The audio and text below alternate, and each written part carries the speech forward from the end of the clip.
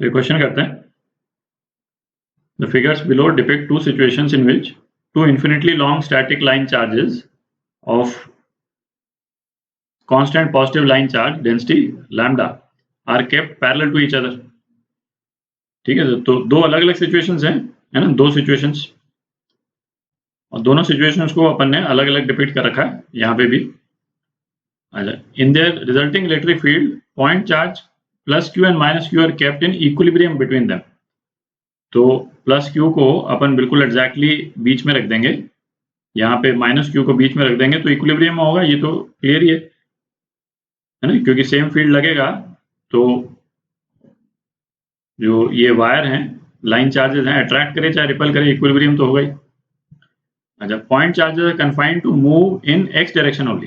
Point charges जो है वो केवल एक्स डायरेक्शन मूव कर सकता है। If they are given a small displacement about their equilibrium position, तो अब ये स्मॉल डिस्प्लेसमेंट की जो बात कर रहा है, स्मॉल डिस्प्लेसमेंट तो हम एक्स डायरेक्शन में ही दे रहे हैं, इसका मतलब क्योंकि चार्ज ही एक्स डायरेक्शन में ही मूव कर रहा है तो वाई डायरेक्शन तो हम कंसिडर ही नहीं करना हमको, ठीक है, केवल एक्स डायरेक्शन ही कंसिडर करना।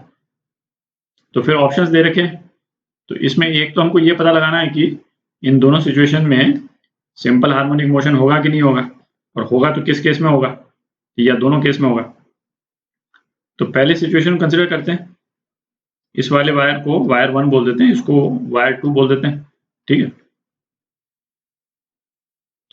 तो वायर 1 के कारण जो Q वाले पॉइंट पे जो इलेक्ट्रिक फील्ड है उसको E1 बोल देते हैं, और जो इस डायरेक्शन में होगी, ठीक है, क्योंकि पॉजिटिव चार्जेस हैं दोनों पे, पॉजिटिव लैम्डा इधर, positive lambda per unit length इधर, और जो दूसरे वाला जो लाइन चार्ज है उसके कारण जो इलेक्ट्रिक फील्ड होगी इस डायरेक्शन में होगी, ठीक है।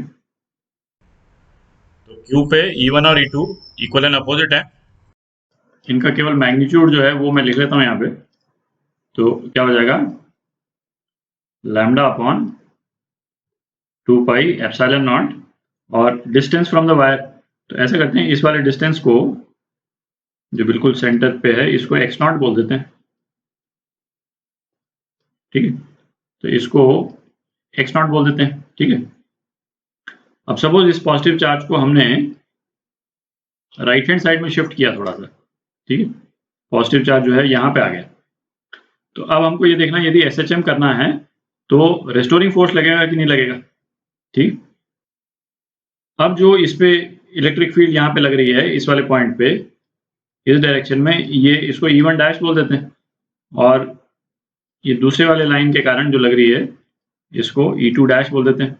अच्छा, E1 डैश जो है वो तो E1 से कम होगा दिख रहा है क्योंकि डिस्टेंस बढ़ गया। तो सपोज हमने डिस्प्लेसमेंट जो किया है वो डेल्टा एक्स किया है, तो ये डिस्टेंस जो है वो क्या हो जाएगा, x not plus delta x हो जाएगा, ठीक है, और ये जो दूसरा वाला डिस्टेंस है वो क्या रह जाएगा, x not minus delta x,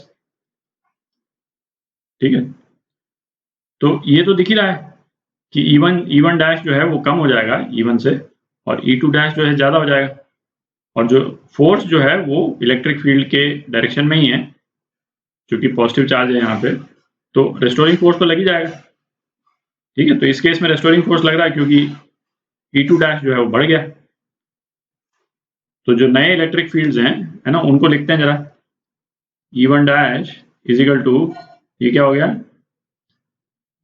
lambda upon 2 pi epsilon not x not plus delta x, ठीक, और E2 डैश क्या हो गया, lambda upon 2 pi epsilon not x not minus delta x, ठीक। अच्छा, फोर्स जो है इसको मैं F1 लिख लेता हूँ, फोर्स क्या हो जाएगा, बेसिकली इसी में Q मल्टीप्लाई कर देते हैं, फोर्स ड्यू टू 1, ठीक है, और force due to second wire, ये कितना हो जाएगा, इसमें Q से मल्टीप्लाई कर देते हैं, ये हो गया। तो रेस्टोरिंग फोर्स क्या हो जाएगा, force restoring is equal to F2 minus F1, ठीक है, और मैग्नीट्यूड में हमको दिख ही रहा है, ये मैग्नीट्यूड लिखें, डायरेक्शन तो अपन को दिख ही रहा है यहाँ कि F2 का मैग्नीट्यूड ज़्यादा, ठीक है। तो F2 माइनस F1, तो ये कितना हो गया, Q lambda upon 2 pi epsilon not 1 upon x not minus delta x minus 1 upon x not plus delta x. तो ये कितना हो जाएगा, Q lambda 2 delta x upon 2 pi epsilon not, और इसको ये डेल्टा एक्स के हायर टर्म्स को अपन इग्नोर कर देते हैं, तो यहाँ पे केवल एक्स नॉट स्क्वायर आ जाएगा। ठीक है, तो रेस्टोरिंग फोर्स जो है वो इतना आ गया। तो रेस्टोरिंग फोर्स तो है, पर अब ये restoring force simple harmonic motion करेगा कि नहीं करेगा। ठीक है, तो सिंपल हार्मोनिक मोशन करने के लिए अपन ने क्या देखा था कि रेस्टोरिंग फोर्स जो है it should be proportional to displacement.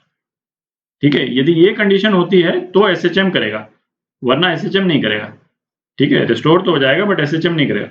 तो यहाँ पे हम देख सकते हैं कि रेस्टोरिंग फोर्स जो है वो, जो अपने पास जो रिलेशन आई, बाकी सब तो कांस्टेंट है ना, इसमें रेस्टोरिंग फोर्स जो है वो डेल्टा एक्स के प्रोपोर्शनल है और उसके अपोजिट डायरेक्शन में। यहाँ पे भी अपोजिट डायरेक्शन होना चाहिए, ये भी अपोजिट डायरेक्शन में। ठीक, तो इस केस में क्लियर है, अपने को एसएचएम का टाइम पीरियड तो निकालना नहीं है ना, केवल यही निकालना था। तो रेस्टोरिंग फोर्स चूंकि डिस्प्लेसमेंट के प्रोपोर्शनल है और अपोजिट डायरेक्शन में, इसलिए एसएचएम होगा। ठीक है, तो इस केस में तो एसएचएम होगा, दिख रहा है। अच्छा, सेकंड वाला केस देखते हैं। तो सेकंड वाले केस में तो आप देखिए, तो है ना, स्ट्रेट फॉरवर्ड ही है। इसमें इसको फर्स्ट वायर, इसको सेकंड वायर बोल देते हैं।